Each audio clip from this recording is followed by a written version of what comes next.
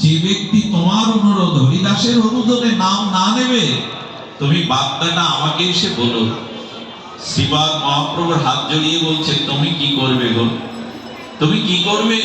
বলে, যে তোমার মুখে হরিদাসের মুখে কৃষ্ণ নাম নিল না, আমি সেই জীবের কাছে গিয়ে তার হাত জড়িয়ে ধরে বলবো, একবার কৃষ্ণ বলো, একবার কৃষ্ণ বলো। প্রভু হাত জোড় করেও যদি না দেয়, রাধা কৃষ্ণ মিলিত কোন পরদত্ত শ্রী গৌরাঙ্গ বলল, আমার হাত অনুরোধ যদি কেউ উপেক্ষা করে, আমি তার দুই চরণ জড়িয়ে ধরবো, একবার কৃষ্ণ। তবে এবার কৃষ্ণ বলো। মহাপ্রভু বলেছেন শ্রীপাদকে এই কথা, যে নাম নেবে না আমি তার চরণ ধরিতে ধরব। এই জন্য হরিনামকে আশ্রয় করাটা আমাদের একান্ত প্রয়োজন। আজ এইটুকুই।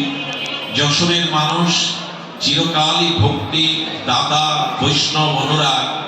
আপনাদের মধ্যে এই মাটিতেই তো সুবল বাবু এসেছিলেন, এই মাটিতেই নাম নিয়ে সময় ব্যয় করব না।